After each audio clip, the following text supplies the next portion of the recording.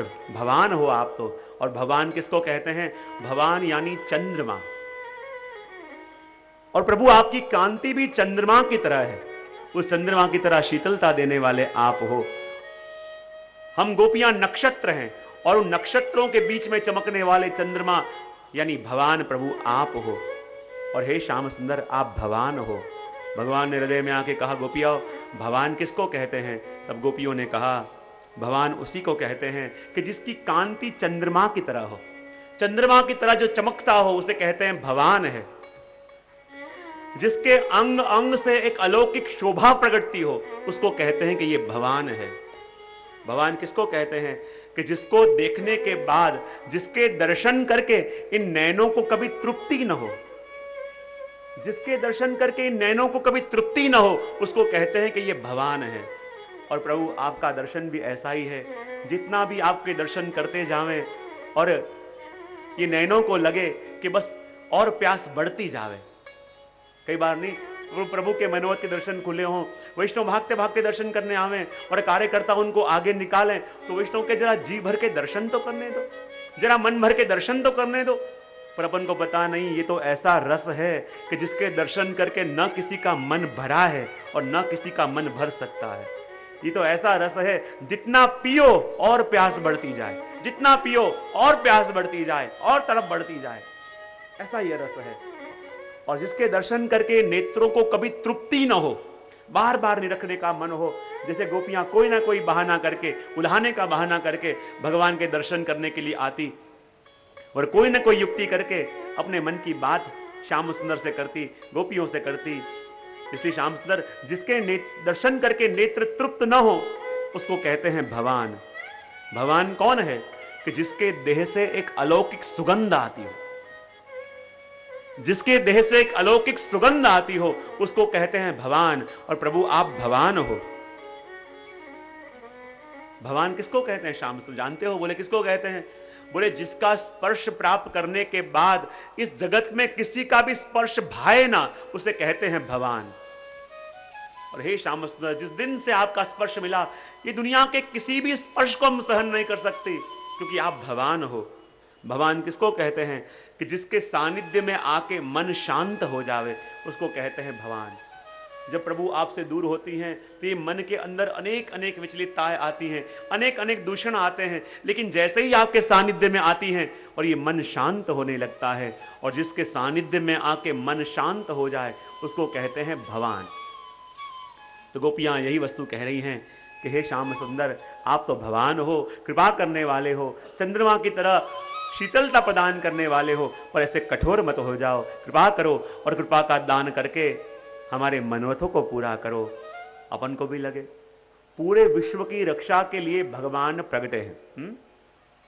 तो विश्व के अंदर गोपियां भी आ गई, तो भगवान गोपियों से प्रेम करते हैं और गोपियां भगवान को प्रेम करती है, पर दोनों के प्रेम में अंतर क्यों दिख रहा है? एक तड़प रही है, दूसरा तड़पा रहा है, एक पीड़ित हो रही है, दूसरा और पीड़ा दे रहा है। ये प्रेम करने का क्या ढंग है? जब प्रेम करें तो सामने वाले का दर्द दुख देखा ना जाए, लेकिन यहां तो पीड़ा देने में लगे हैं। प्रेम करने का क्या ढंग है? देखो दुनिया में प्रेम करने के भी अलग अलग ढंग होते हैं, और मैं हमेशा कहता हूं हम भी भगवान को प्रेम करते हैं और भगवान हमको भी प्रेम करते हैं, लेकिन हमारे प्रेम में और भगवान के प्रेम में क्या फर्क है? एक है हमारा भगवान के प्रति प्रेम और दूसरा है भगवान का हमारे प्रति प्रेम। तो हम भगवान को प्रेम करें और भगवान हमको प्रेम करें, इसमें क्या फर्क? इतना ही फर्क है कि हम भगवान को प्रेम इसलिए करते हैं कि भगवान हमको वस्तुएं दे। हम भगवान को प्रेम इसलिए करते हैं कि भगवान हमको वस्तुएं दें, और भगवान हमको वस्तुएं इसलिए देते हैं कि किसी भी बहाने मुझसे प्रेम तो करे। यही फर्क है हमारे और प्रभु में। हम प्रभु को प्रेम करें तो हमारा प्रेम साधन और वस्तुएं साध्य हैं, और जब भगवान हमको वस्तुएं देवें तो वस्तुएं साधन और भक्त का प्रेम भगवान के लिए साध्य है। हम प्रभु से प्रेम करके बदले में वस्तुएं चाहते हैं, और भगवान हमको वस्तुएं दे के उसके बदले में भक्त का प्रेम चाहते हैं। यही फर्क है हमारे अंदर और प्रभु के अंदर। क्योंकि एक प्रेम होता है ज्ञानी का और एक प्रेम होता है अज्ञानी का। प्रेम करने वाले दोनों हैं, लेकिन एक ज्ञानी का प्रेम है और एक अज्ञानी का प्रेम। दोनों प्रेम में फर्क क्या है? जैसे एक मां है और दूसरी भी एक मां है, दोनों अपने बच्चों को बड़ी प्रेम करती हैं। अब सुबह के लिए बच्चे को स्कूल जाने का समय हुआ और मैया जैसे बच्चे को जगाने गई और बच्चा रोने लगा कि मुझे आज जाने की इच्छा नहीं है, मेरे मस्तक में दुख रहा है, मेरे पेट में दुख रहा है, मेरा माथा दुख रहा है, मैं स्कूल नहीं जाना। और जहां बच्चे को रोते हुए देखा और माँ को लगा मेरा बच्चा आज बहुत रो रहा है, शायद थक गया होगा, पूरा दिन कल खेल रहा था, थोड़ा कहीं बीमारी ना हो जाए उसे, बच्चा रो रहा है, ऐसे करो स्कूल उसको नहीं भेजना। और दूसरी एक माँ है, उसने ही बच्चे को जगाया, बच्चा रो रहा है, वही बहाने कर रहा है, मेरा सर दुख रहा है, माथा दुख रहा है, पेट दुख रहा है, लेकिन माँ कहती है भले बच्चे को पीड़ा हो रही है, स्कूल भेजूंगी शायद पीड़ा होगी, लेकिन स्कूल में जाके पढ़ेगा लिखेगा तो उसका भविष्य उज्जवल हो जाएगा। ये विचार करके उसे पीड़ा हो रही है फिर भी स्कूल में भेज रही है। अब देखो दोनों माँ हैं, दोनों माँ अपने बच्चे को समान प्रेम करती है, लेकिन दोनों में से उत्तम प्रेम किसका?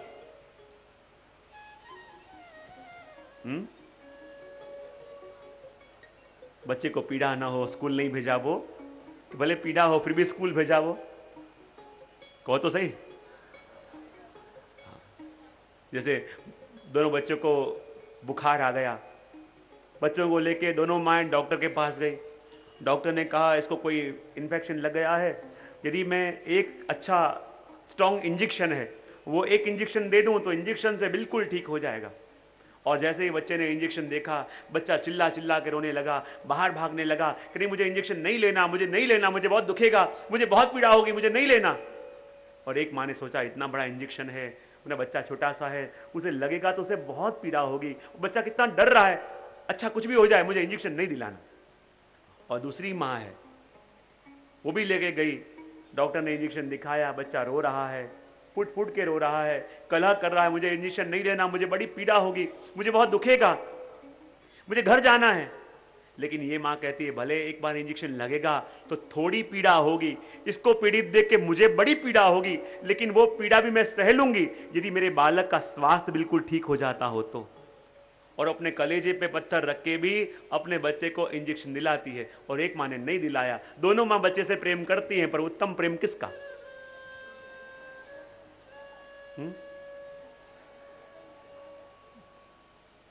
क्योंकि एक प्रेम है ज्ञानी का प्रेम और एक है अज्ञानी का प्रेम।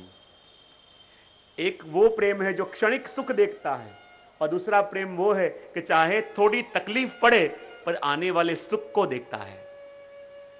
तो हम भी भगवान को प्रेम करें, भगवान हमको भी प्रेम करें, लेकिन हम तो सिर्फ प्रेम की बात कर सकते हैं। इस दुनिया के अंदर यदि प्रेम करना किसी को आता है तो मात्र और मात्र अपने श्याम सुंदर को आता है। वो प्रेम करना भी जानते हैं और प्रेम को निभाना भी जानते हैं। क्योंकि दुनिया में अपन देखें, इस दुनिया में अपन किसी से प्रेम करें, लेकिन इस प्रेम के परखने के कुछ लक्षण शास्त्र देते हैं हमको। कहते हैं कि दुनिया में यदि आप किसी से प्रेम करते हो तो वो प्रेम आपसे कितना करता है उसका आधार किस बात पे है। जिसको अपन प्रेम करने का दावा करें उसका प्रेम का सबसे बड़ा लक्षण क्या कि जिसको आप सबसे अधिक प्रेम करते हो या जो आपको सबसे अधिक प्रेम करने का दावा करता है, सबसे पहले वो देखो कि वो आपको स्वतंत्रता कितनी देता है।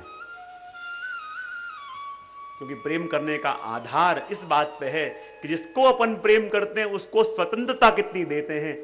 क्योंकि एक होता है प्रेम और एक होता है मोह। मोह हमेशा बांधने का काम करता है और प्रेम हमेशा मुक्त करने का काम करता है।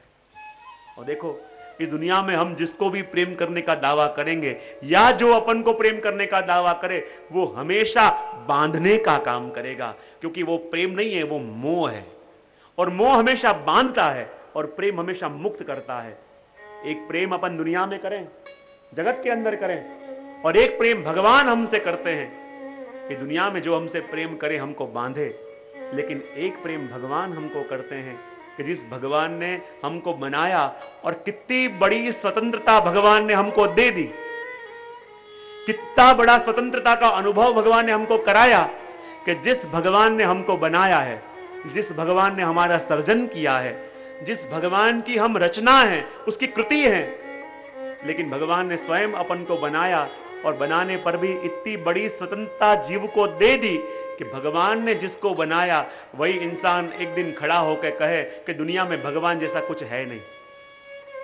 मैं भगवान को नहीं मानता, लेकिन फिर भी भगवान को कोई आपत्ति नहीं है कि तू मुझे नहीं मानता, मुझे कोई आपत्ति नहीं, मैं तुझे मानता हूं। और विचार करो, इतनी बड़ी स्वतंत्रता कौन दे सकता है कि इंसान, भगवान ने जिसको बनाया है और भगवान का बनाया हुआ मनुष्य ही एक दिन भगवान पे अविश्वास कर बैठे, भगवान के अस्तित्व के ऊपर सवाल खड़ा कर देवे। दूसरी वस्तु ये कहे, प्रेम करने का दूसरा आधार यह है कि जिसको आप सबसे अधिक प्रेम करो या आपको सबसे अधिक प्रेम करने का दावा करे, उसका लक्षण इस बात पे है कि वो आपके ऊपर विश्वास कितना करता है।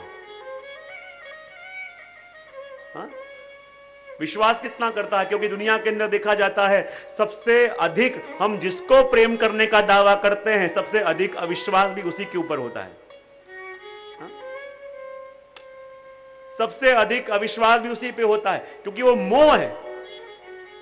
और भगवान कहते हैं, कोई भी उनके पास आवे और कहे प्रभु बस ये कार्य मैं आपके लिए कर रहा हूं, और भगवान मान लेते हैं, भगवान विश्वास करते हैं।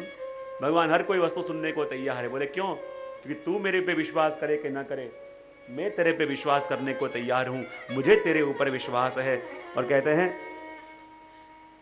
प्रेम करने का तीसरा लक्षण क्या है कि जिसको आप सबसे अधिक प्रेम करने का दावा करते हो या सबसे अधिक जिसको प्रेम करते हो, तो जीवन में जब आपको उसकी आवश्यकता हो तब आपके काम आता है कि नहीं आता है? जीवन में जब सबसे अधिक आपको आवश्यकता हो तब वो आपके काम आता है कि नहीं आता है? देखो दुनिया के अंदर जो अपन को प्रेम करने का दावा करते हैं, लेकिन जब मुश्किल हो और शायद उसको फोन भी करें, लेकिन कहेगा अभी मैं बहुत बिजी हूं, अभी मेरे पास आने का टाइम नहीं है। और जब कोई सहारा ना लिखे और प्रभु के पास जाओ, आधी रात को भी प्रभु के चित्र के आगे जाके आप मन की बात करो, तो प्रभु ने कभी कहा है मुझे बहुत नींद आ रही, कल बात करना? सुबह सुबह जाके प्रभु जागे हो और आके आप अपने दुखड़े रो, प्रभु कभी कहते हैं कि अभी मुझे सुबह सुबह ये नहीं सुनना? कभी कभी आप प्रभु के पास जाके कितनी कितनी अपेक्षाएं करो, प्रभु ने कभी भी कहा है? हम तो कहते रहते हैं अपने प्रियजनों को, लेकिन प्रभु नहीं कहते। बोले क्यों? क्योंकि प्रभु कहते हैं कि जिसके संग मैं प्रेम करता हूं, जिससे मैं प्रेम करता हूं, उसके लिए मैं हरदम तैयार हूं। जीवन की हर घड़ी मेरे पास उसके लिए अवसर है, मेरे पास उसके लिए समय है। और कहते हैं प्रभु को प्रेम करने वाले भी दो प्रकार के होते हैं, एक वो जो नित्य प्रभु से प्रेम करें, और दूसरे वो जो काम पड़े तब प्रभु को याद करें। और मैं भी कहता हूं कई बार कि इस जगत के अंदर, इस लौकिक के अंदर भी हमको दो प्रकार के लोग मिलते हैं रोज। बोले कौन से? एक प्रकार के लोग वो कि रोज आपको मिलने आते हैं, रोज आपके संग बातचीत करते हैं, आपके संग रोज सुख दुख की बातें करते हैं, आपके घर में भी कोई काम हो तो कराने के लिए भी आते हैं, जब भी जरूरत पड़े तब मदद करने आ जाते हैं, और बिल्कुल आपके परिवार की तरह रहता है। और दूसरा आदमी वो है कि जब उसको जरूरत पड़े, कितनी जरूरत मुझे है, तब आपको मिलने के लिए आवे। एक वो जो रोज मिलने आवे, दूसरा वो जब जरूरत पड़े तब आवे। अब विचार करो, आप रात को सो रहे हो और रात को, आधी रात को उस व्यक्ति का फोन आया कि जो आपको रोज मिलता है, सुख दुख में भाग लेता है, तो उसका फोन उठाओगे कि नहीं उठाओगे? हाँ कि ना? तो बाड़ो बता चले। और जैसे ही फोन उठाओ और वो आपको कहे कि मुझे बहुत जरूरी काम है, बहुत मुश्किल में फंस गया हूं, तुम जल्दी मेरी मदद के लिए आओ, तो जाओगे कि नहीं जाओगे? कि हाँ कि ना? ना कि हाँ? बहुत बढ़िया। और उसी समय यदि उस व्यक्ति का फोन आया कि जब काम पड़े तब आपको याद करता है, तो उसका नंबर आधी रात को आप फोन में देखोगे तो क्या करोगे? कट कर देंगे। वाह, धन्य इंदौर की भूमि।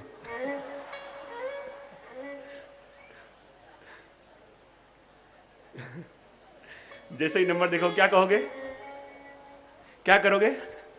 उठाओगे क्या? नहीं उठाएंगे, कोई तैयार नहीं है। बोले क्यों नहीं उठाओगे? बोले जब भी उसको काम पड़ता है तो मुझे याद करता है। बराबर, उसका फोन क्या कर देंगे अपन? क्या कर देंगे? कट कर देंगे। कोई फोन ऑफ कर देगा, अलग अलग प्रकार से करेंगे, पर फोन लेंगे नहीं। तो इसी प्रकार से भगवान के पास जाने वाले भी ये दो प्रकार के भक्त होते हैं। एक वो रोज ठाकुर जी की सेवा करें, रोज सत्संग करें, रोज प्रभु का नाम लें, रोज प्रभु के कीर्तन करें, और दूसरे प्रकार के वो जब काम पड़े तब प्रभु के पास जाएं और कहें प्रभु आजकल दुकान ठीक ठाक चल नहीं रही। तो विचार करो इन दोनों में से ठाकुर जी किसका फोन उठाएंगे? किसका? हाँ, आप कोई भी विनती प्रभु को कर रहे हो और विनती करते ही फोन रिसीव हो जावे और विनती प्रभु सुन ले तो समझ लो अपन कौन से वाले हैं। और बार बार विनती करो, कभी एंगेज मिले, कभी लाइन कट हो जाए तो समझ लेना अपन कौन से वाले हैं। दोनों प्रकार के जीव प्रभु के पास जाते हैं, पर किसके फोन प्रभु रिसीव करें और किसके कट कर दें, इसके आधार पे हमें अपनी परीक्षा कर लेनी है। जरा सी विनती करिए तरह सुन लिया, और एक बार बार कहें, कभी लाइन एंगेज मिले, कभी कट हो जावे, कभी फोन स्विच ऑफ मिले, तो मान्य अपन कौन से हैं। तो वही वस्तु यहां भगवान कह रहे हैं कि दो प्रकार के लोग प्रभु को भजने वाले हैं। लेकिन प्रेम क्या होता है ये विचार करो कि जिससे दुनिया में आप स्नेह करते हो, क्या वो नित्य आपके संपर्क में रहता है क्या? इसके आधार पर पता चल जाए कि वो प्रेम है कि नहीं है।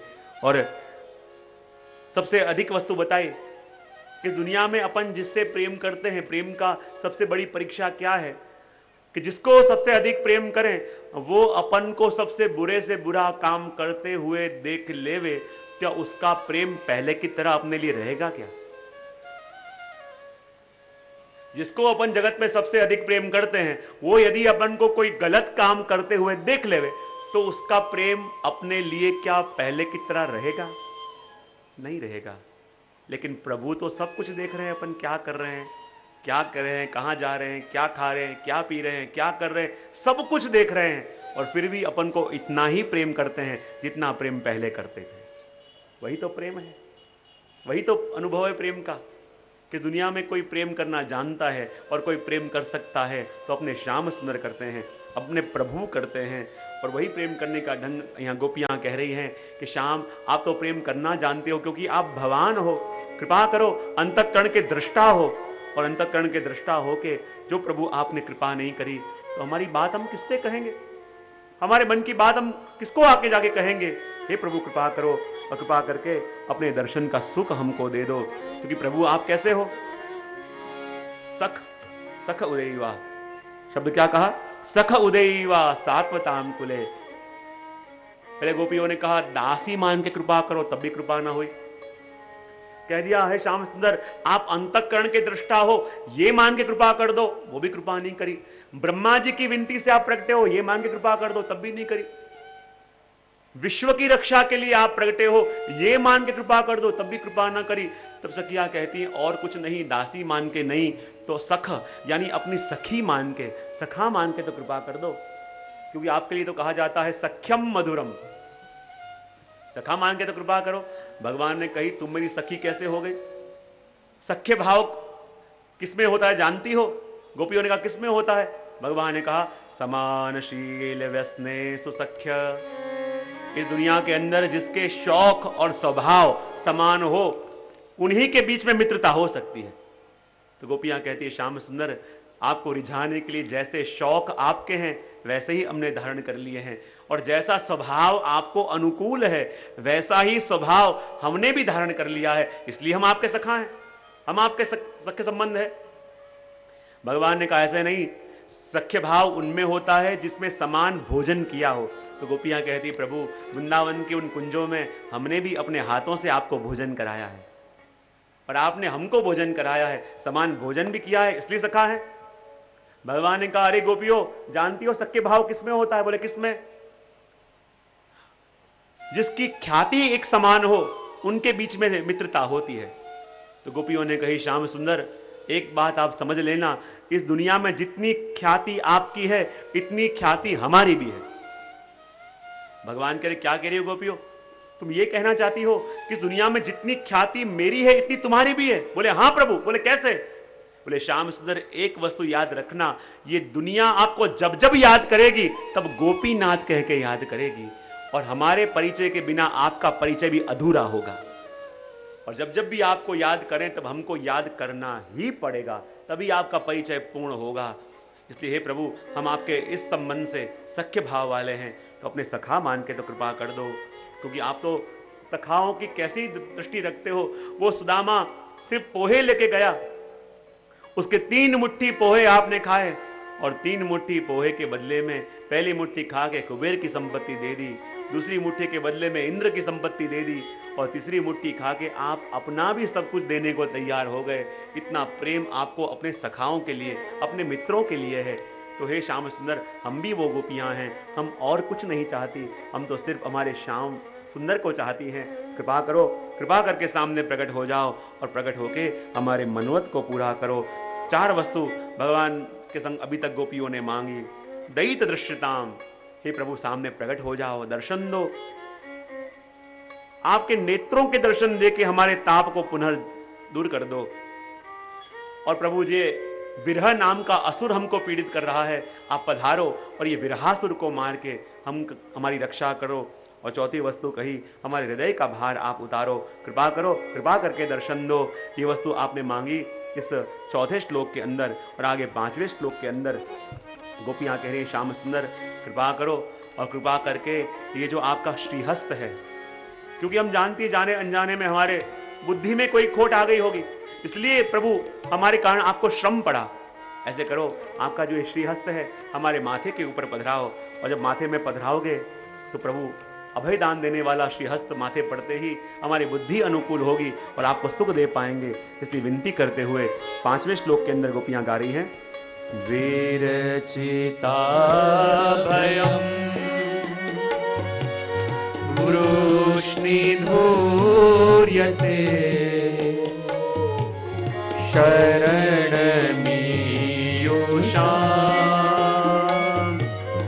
संश्रुतेर्भयात्।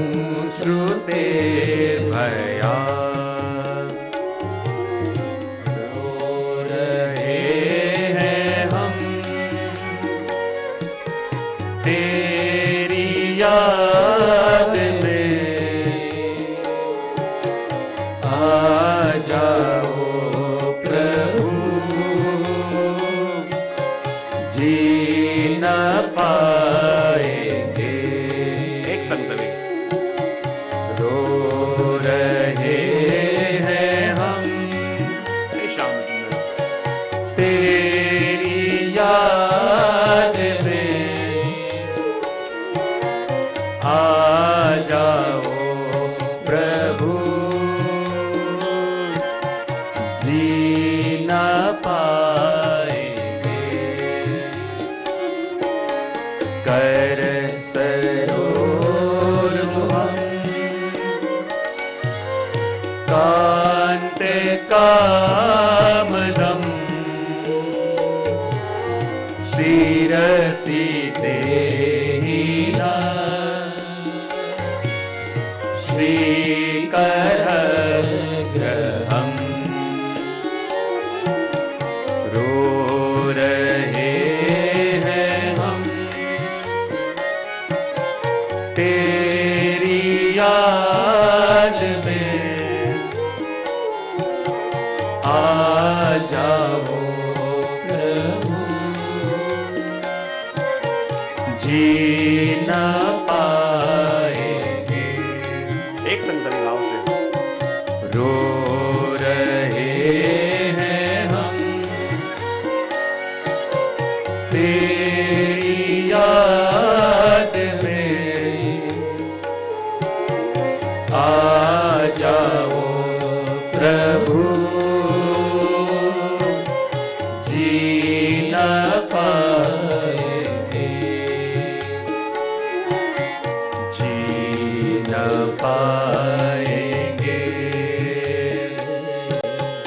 जी न पाएंगे,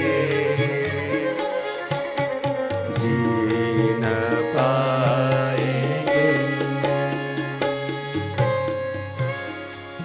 हे श्याम सुंदर, विरचिता भयम वृष्णिधूर्यते शरणमीयुषाम् संश्रुतेर्भयात्। करसरोरुहं कांतकामदं शिरसि देहिना श्रीकरः ग्रहम्। गोपियां श्याम सुंदर से विनती करती हैं कि हे श्याम सुंदर, आप तो अदेय वस्तु देने में बड़े चतुर हो, और जैसी देने की कला प्रभु आपको आती है वैसी और किसी को नहीं आती हो। सब कुछ आप प्रभु दे देते हो, लेकिन सामने वाले को पता भी नहीं चलने देते थे कि आपने क्या दे दिया। सुदामा को इतना बड़ा राज्य दे दिया, इतनी सारी संपत्ति दे दी, पर एक बार भी बताया नहीं कि मैं तुम्हें क्या दे रहा हूं। और यहां तक के सुदामा जी के मन में आया कि प्रभु अब मैं कल जा रहा हूं, प्रभु से कुछ मांगने को कहूंगा, मांगू कि ना मांगू, और प्रभु तो मेरी दशा जानते हैं, तो मेरी दशा जान के जरूर प्रभु कुछ देना चाहेंगे, मैं लूं कि ना लूं, या मुझे रुकने का कहेंगे, मैं रुकूं कि ना रुकूं। ये सोचते सुदामा जी प्रभु से आज्ञा लेने आए कि प्रभु अब मुझे जाने की आज्ञा दे दो। प्रभु ने कहा बिल्कुल ठीक है, इतने दिन हो गए तुझे चले जाना चाहिए, लेकिन देख सुदामा, ये जो पीतांबर तूने पहना है ये मेरा है, ये उतार के जाना। सुदामा जी को लगा मुझे तो ऐसा था कि जाने की आज्ञा लूंगा तो जरूर कुछ ना कुछ देने वाले होंगे, कुछ दे देंगे, पर ये तो उनका दिया हुआ पुराना पीतांबर भी उतरवा लिया, प्रभु मुझे क्या देंगे। सोचते सोचते जब घर आए तो क्या देखा, जहां उनकी कुटिया थी वहां तो बड़ा महल बन गया था, वहां तो बड़ा ऐश्वर्य आ गया था। और तब सुदामा जी के समझ में सारी बात आ गई कि दुनिया में देने वाले तो बहुत हैं, लेकिन जैसा आप देते हो ऐसा कोई दे ना सके। प्रभु ने दिया, पर ऐसे दिया कि लेने वाले को लगने लगा कि वो वस्तु पहले से मेरी थी, और कहते हैं कि ये मेरा है और ये प्रभु को दे रहा हूं। देने वाले प्रभु की तरह कौन होंगे? जिसने दिया तो ऐसे दिया कि लेने वाले को लगने लगा कि वस्तु पहले से मेरी है, ये मेरी है और मैं प्रभु को दे रहा हूं। इसलिए कह दिया श्याम सुंदर आप कैसे हो। दो संबोधन प्रभु को इस श्लोक के अंदर करे, एक तो वृष्णिधूर्य और दूसरा कांत। वृष्णिधूर्य कह के कहा, वृष्णिधूर्य कौन है? वर्षति कामान इति वृष्णि, वृष्णिषु धूर्य श्रेष्ठ तत्समुद्धो वृष्णिधूर्य। वृष्णिधूर्य यानी कौन? वृष्णि का एक मतलब होता है वृष्णिकुल कुल, और वृष्णि कुल में श्रेष्ठ ऐसे आप हो। और कहते हैं वृष्णि कुल यानी क्या? वृष्णि यानी बरसने वाले, और बरसने वालों में सबसे श्रेष्ठ हो तो श्याम सुंदर आप हो, और हरेक के ऊपर बरसते हो, लेकिन सिर्फ हमें ही कोरे छोड़ देते हो। कई उत्प्रेक्षाएं होती हैं, कई अलंकार होते हैं, उसमें एक अलंकार है व्याज स्तुति अलंकार। और व्याज स्तुति अलंकार की विशेषता क्या है? उसमें प्रशंसा करते करते टोन मारा जाए, प्रशंसा करते करते कुछ सुना भी दिया जाए। तो गोपियां भी कहती है श्याम सुंदर आप कैसे हो? वृष्णिधूर्य यानी वृष्णियों के कुल में सबसे श्रेष्ठ हो। वृष्णि यानी बरसने वाले, और बरसने वालों में सबसे श्रेष्ठ कोई हो तो हमारे श्याम सुंदर हैं। लेकिन हमारे धौंधी कवि हो गए ना, जिन्होंने लिखा चलो सखी सौतन के घर जाइए, और धौंधी ने एक पद गाया जिसमें धौंधी ने ये व्याज स्तुति अलंकार का प्रयोग किया, और कहते हैं तुम घन से हो घनश्याम। प्रभु का क्या कहा? हे श्याम सुंदर आप तो घन जैसे हो, और घन यानी जल से भरा हुआ बादल, और जल से भरा हुआ बादल हो वो शीतलता भी देवे, बरसे भी सही, हमारा प्यास भी दूर करे, हमारा ताप भी हर लेवे। तो पहले तो प्रशंसा करी और कहा तुम घन से हो घनश्याम, पर गरज गरज आए अनंत जाए बरसे। क्या कहे कि आप घन से हो, जल से भरे हुए बादलों की तरह हो, लेकिन गरज गरज के आते हो हमारे पास और बरसते हो कहीं और जाके। पत्रिकाएं हमारे नाम की छपती हैं और शादी किसी और से होती है। तुम घन से हो घनश्याम, गरज गरज आए अनंत जाए बरसे। और यही गोपिकाएं भी कहती हैं प्रभु आप कैसे हो? वृष्णिधूर्य यानी बरसने वालों में सबसे श्रेष्ठ कोई हो तो प्रभु आप हो। वृष्णिकुल्य के अंदर वृष्णिकुल में सबसे श्रेष्ठ कोई हो तो आप हो, और सबसे श्रेष्ठ होके भी उसकी श्रेष्ठता का अनुभव बड़ों बड़ों को मिला है, सिवाय हम गोपियों को छोड़ के। देखो प्रभु आगे भी कैसी कैसी कृपा आप करोगे। जब मथुरा प्रभु पधारे तो मथुरा में कैसी कैसी कृपा प्रभु ने करी।